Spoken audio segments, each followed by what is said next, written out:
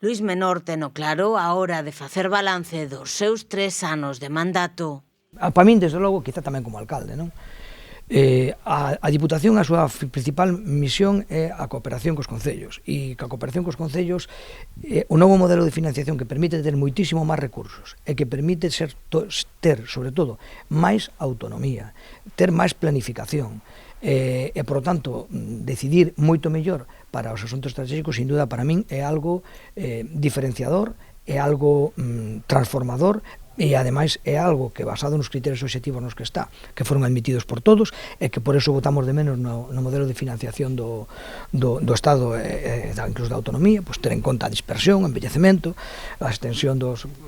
territorios para prestar os servicios, pois creo que esa financiación é o máis importante. No Pazo de Vilamarín, acompañado polo seu equipo de goberno, o presidente provincial destacou a inédita cifra de financiamento directo ás entidades locais, máis de 103,2 millóns, con 19 millóns para o plan que operou este ano e a xestión de 30,7 millóns de euros de fondos europeos. Eu creo que marcamos un mandato tranquilo, un mandato con obxectivos claros, un mandato onde os que realmente son os protagonistas son os concellos, as entidades de todo tipo, deportivas, sociais, etc.,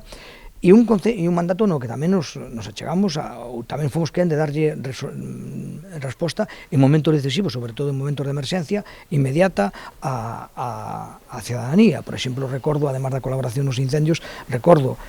o tema a situación de que ao final nos fixemos cargo do vertedeiro da rúa, igual que agora nas enxentas, nestas inundacións que acabamos de ter aí un mes no Oriente Ourensán, pois nos fixemos cargo ao final de limpar os povos, por ser quizás a administración máis áxil. Con respecto á relación co Concello de Ourense, Luís Menor adiantou que hai un principio de acordo con respecto á praza de abastos. O Concello estamos nunha permanente negociación, inda que a veces hai paróns, inda que hai cambios de criterio por parte do Concello, que nós temos o criterio claro, as cantidades claras e o apoio claro, pero, bueno, a veces o Concello ten eses